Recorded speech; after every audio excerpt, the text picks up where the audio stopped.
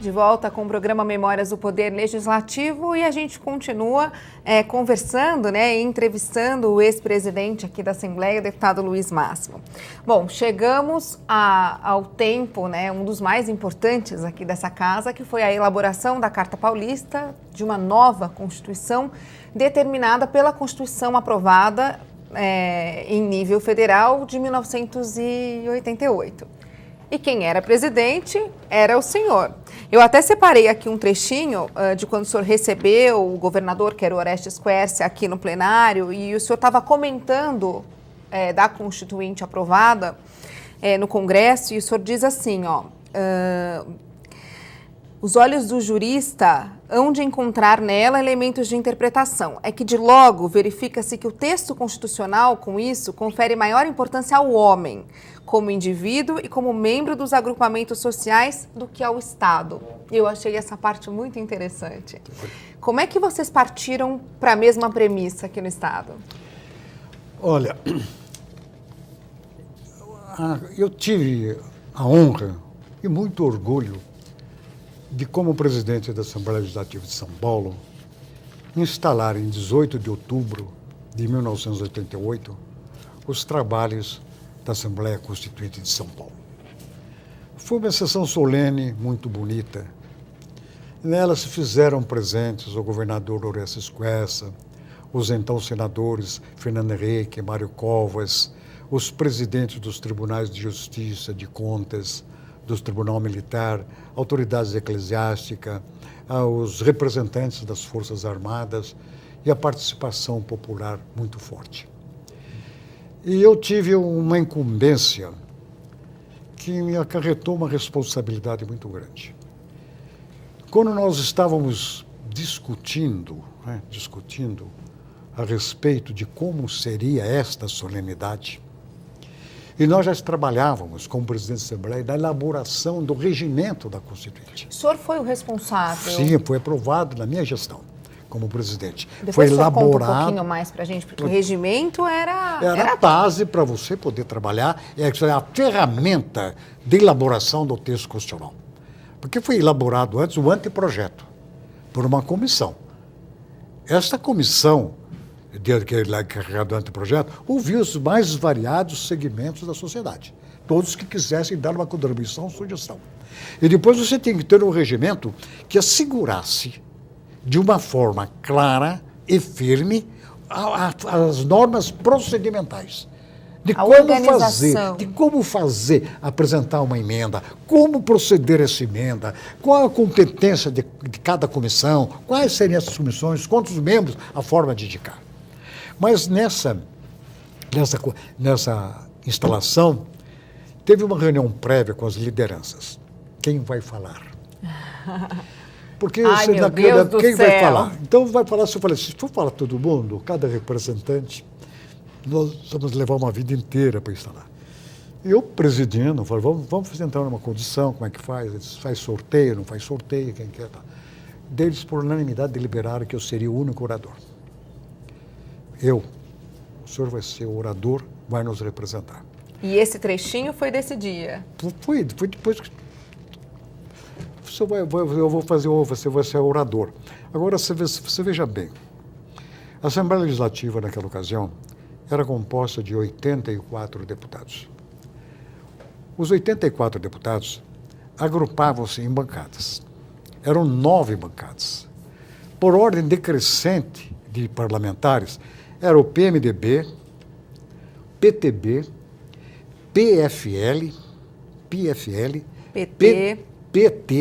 PDS, PDT, PSDB, PDT e depois veio o PL e PDC. Eu estou com uma cola aqui, por isso que eu sei.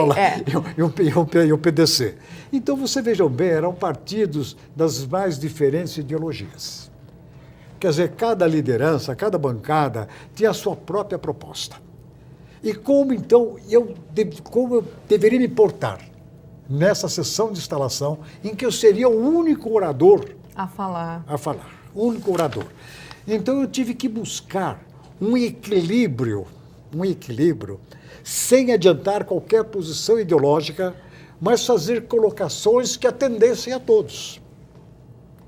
Entende? Desafio e tanto. E o desafio e tanto. Então, parece-me que eu consegui agradar as pessoas, né?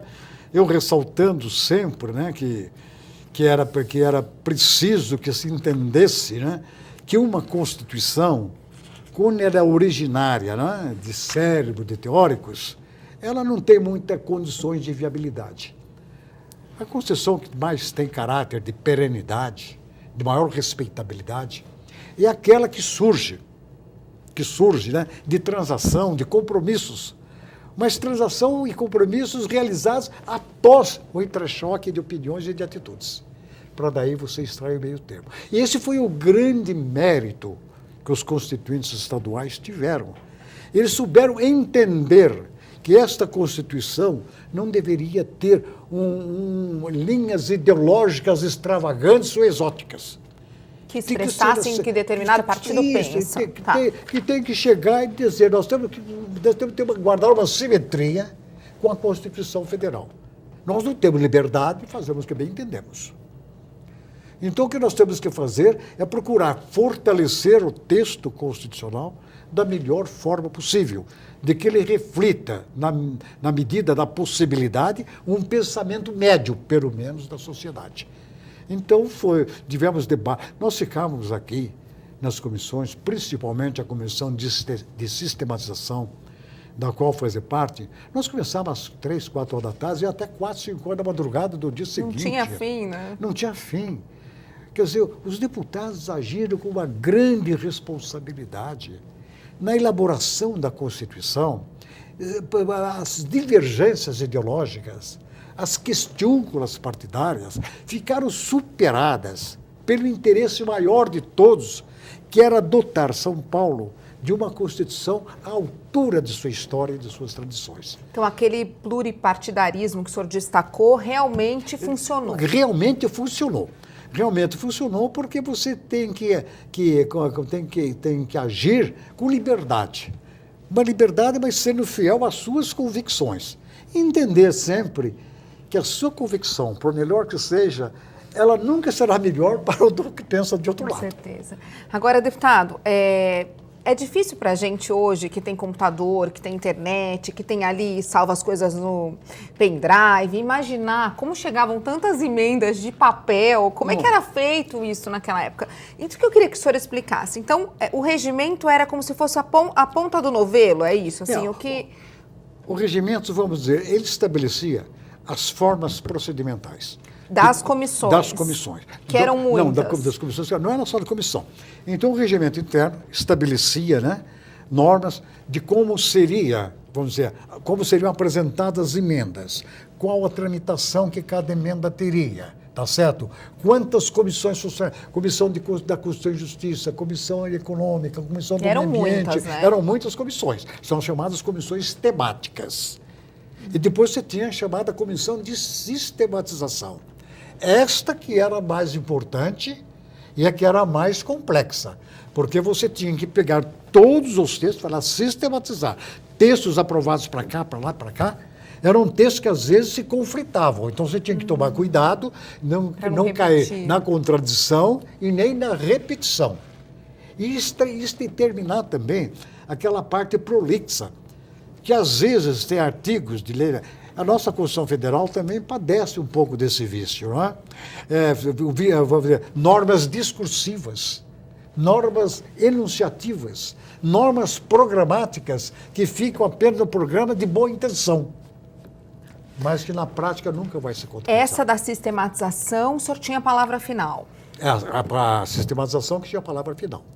Quer dizer, primeiro foi elaborado um anteprojeto da Constituição. Um grupo foi nomeado para essa finalidade. E este grupo, evidentemente, divulgou para a sociedade que estava aberto esse grupo a receber sugestões. Então, inúmeras sugestões foram recebidas. Era da Polícia Militar, do Judiciário, era do emenda Ministério de todo Público, quanto é tipo, Meio Ambiente. Quando Chegava a votação do meio ambiente, o plenário ficava tomado pelos ambientalistas, pelos ativistas. Eles iam fantasiados de animais, de pássaro. Você entendeu? Trazer um vaso de flores, trazer as coisas, né? Como uma forma de convencer o deputado a adotar as ideias dela. E no fim das contas, tudo organizado, foi um trabalhão imenso, Foi. Valeu a pena. Valeu a pena. Qual é o maior legado que ficou dessa Constituição? O maior legado que ficou da Constituição é o trabalho sério que os deputados constituintes desenvolveram. E eu me senti muito orgulhoso e honrado de ter, embora de uma forma modesta, participado de todo esse esforço, de todo esse trabalho. É por isso que eu guardo lá em casa, com muito carinho, o primeiro exemplar da Constituição. Eu tive a oportunidade de apresentar mais de 90 emendas da Constituição Paulista e tive um percentual muito grande de aprovação das minhas emendas. Então eu guardo com muito carinho. E a primeira coisa que eu fiz quando eu recebia os editais da Constituição foi endereçar um para cada filho, um para cada neta. Para que eles guardem isso para sempre. Para a filha, o papai contribuiu para escrever essa Constituição. Que bacana. Netinho, o vovô contribuiu para essa parte. Então, essa coisa é um tesouro que a gente guarda. É uma experiência muito grande. O que me causa certa tristeza hoje em dia é que a gente vê que a política, os políticos passam por um momento muito ruim, um momento muito grande de descrença, não é? E as instituições também, né? É uma pena. É uma pena, porque a grande verdade é esta, né? As pessoas têm que entender que o homem, para ser livre, como já dizia o tribuno romano Cícero, ele tem que ser escravo da lei. Tem que ser escravo da lei, né? E o político, principalmente o detentor de um mandato conquistado nas urnas, né? Ele só poderá ser digno de si mesmo e de sua instituição, se ele tiver uma consciência plena do que é justo, do respeito ao direito, do respeito às leis e, sobretudo, o amor à liberdade. Parece-me que esses conceitos, né, parece que estão sendo deixados para trás, moda, sério de moda. Então, você fala isso, você é um romântico, você cantou, foi um romance da moda antiga, da novela, na música do cancioneiro popular, que manda e dá rosas, né? Mas, como se eu sou assim, vou ser assim, e eu acredito, né, que o homem, ele é um ser bom. Ele é um ser bom. E o político, principalmente, tem uma responsabilidade muito grande no país. Ele deve pensar no país, deve pensar no povo e pensar menos nele. Bom, e agora eu quero saber, quando o senhor volta aqui, vem dar entrevista pra gente, rever os amigos, né? Porque sempre acaba encontrando um ou outro. Eu quero saber o que passa na cabeça desse Luizinho que subia no palanque do pai e pedia para falar. Volta aí um filme na cabeça? Como é que é? Do que o senhor tem mais saudade quando volta aqui? Eu confesso que tenho saudades das sessões. Eu gostava de debater os debates na Comissão de Constituição e Justiça, né? Eu gostava. Como em Brasília, quando eu faço em Brasília... Poxa, nem deu tempo da gente falar de Brasília. Em Brasília eu fui membro da Comissão de Constituição e Justiça efetivo e gozado. A gente leva a experiência. E o José Serra era o líder da bancada do PSDB quando eu assumi. Então ele me apresentou na bancada, professor Luiz Márcio, é um grande regimentalista da Assembleia. Não sei o que tem. Serra, eu era regimentalista da Assembleia de São Paulo. Agora o regimento aqui da Câmara, eu nem conheço ainda, vou precisar, não é? Mas seja como for, você veja bem.